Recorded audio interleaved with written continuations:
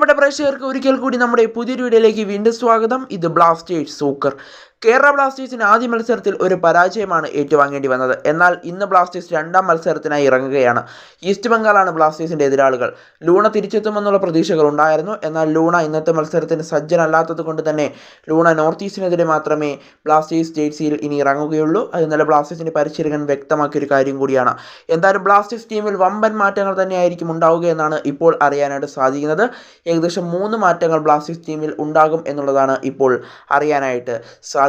ആ മാറ്റം മധ്യനിരയിലും അതുപോലെ തന്നെ ഡിഫൻസിലും അതുപോലെ തന്നെ മുന്നേറ്റ നിരയിലും ഉണ്ടാകും എന്നുള്ളതാണ് ഇപ്പോൾ മനസ്സിലാക്കാനായിട്ട് സാധിക്കുന്നത്. എന്നാൽ കൂടുതൽ അപ്ഡേറ്റിലേക്ക് കടക്കും മുമ്പ് നമ്മുടെ ചാനൽ ഇപ്പോൾ 7Kയിലേക്ക് അടുത്തുകൊണ്ടിരിക്കുകയാണ്. അതുകൊണ്ട് തന്നെ എല്ലാവരും ഒന്ന് നമ്മുടെ ചാനൽ പരമാവധി ഒന്ന് സബ്സ്ക്രൈബ് ചെയ്ത് സപ്പോർട്ട് ചെയ്യാനായിട്ട് ശ്രമിക്കുക. അപ്പോൾ നമുക്ക് നേരെ വീഡിയോയിലോട്ട് തന്നെ കടക്കാം. കേരള ബ്ലാസ്റ്റേഴ്സ് ടീമിൽ ഇന്ന് വമ്പൻ മാറ്റങ്ങളാണ് നമ്മൾ പ്രതീക്ഷിക്കുന്നത്. ഏറ്റവും പ്രധാനപ്പെട്ട 3 മാറ്റങ്ങൾ ഇന്നത്തെ മത്സരത്തിൽ ഉണ്ടാകും എന്നുള്ളതാണ് ഇപ്പോൾ മനസ്സിലാക്കാനായിട്ട് സാധിക്കുന്നത്. അതിൽ ഡിഫൻസിലേക്ക് എത്തുകയാണെങ്കിൽ കഴിഞ്ഞ മത്സരത്തിൽ മലയാളി സൂപ്പർ താരമായ മുഹമ്മദ് സഹീഫ് ഒരു ആദ്യ അരങ്ങേറ്റമായിരുന്നു അദ്ദേഹത്തിന് ISL ഉണ്ടായിരുന്നത്. എന്നാൽ താരത്തിന് അത്ര മികച്ച പ്രകടനം നടത്താൻ സാധിച്ചില്ല. എന്നാൽ ഡ്യൂറൻ കപ്പിൽ അദ്ദേഹത്തിൻ്റെ പ്രകടനം എടുത്തു പറയേണ്ടതായിരുന്നു. മികച്ച പ്രകടനം തന്നെ അദ്ദേഹം ഡ്യൂറൻ കപ്പിൽ നടത്തിയിരുന്നു. എന്നാൽ ISLലേക്ക് എത്തിയപ്പോൾ അദ്ദേഹത്തിന് മികച്ച പ്രകടനം നടത്താനായിട്ട് സാധിച്ചിരുന്നില്ല. അദ്ദേഹം കാരണമാണ് ഒരു പെനാൽറ്റി ബ്ലാസ്റ്റേഴ്സിന് വഴങ്ങേണ്ടി വന്നത്.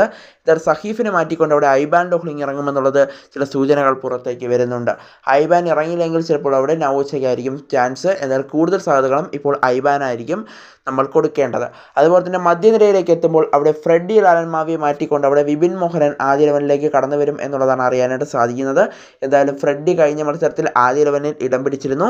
എന്നാൽ അദ്ദേഹത്തിന് ഒരു മികച്ച പ്രകടനം ബ്ലാസ്റ്റേഴ്സിന് വേണ്ടി മധ്യനിരയിൽ എടുക്കാൻ സാധിച്ചില്ല. പന്തൊന്നും മുന്നേറ്റ നിരയിലേക്ക് എത്തിക്കാൻ അദ്ദേഹത്തിന് സാധിച്ചിരുന്നില്ല. അതുകൊണ്ട് തന്നെ അവിടെ വിപിനെ ബ്ലാസ്റ്റേഴ്സ് ആദ്യ ലെവലിൽ ഉൾപ്പെടുത്തും എന്നുള്ളതാണ് ഇപ്പോൾ അറിയാനായിട്ട് സാധിക്കുന്നത്. അതുപോലെ തന്നെ മുന്നേറ്റ നിരയിലേക്ക് എത്തുമ്പോൾ അവിടെ ജീസസ് ജിമിനസ് ആയിരിക്കും ഇറങ്ങുക എന്നുള്ളതാണ് അറിയാനായിട്ട് സാധിക്കുന്നത്. കഴിഞ്ഞ മത്സരത്തിൽ പെപ്രയായിരുന്നു സ്ട്രൈക്കറായി കളിച്ചിട്ടുണ്ടായിരുന്നത്.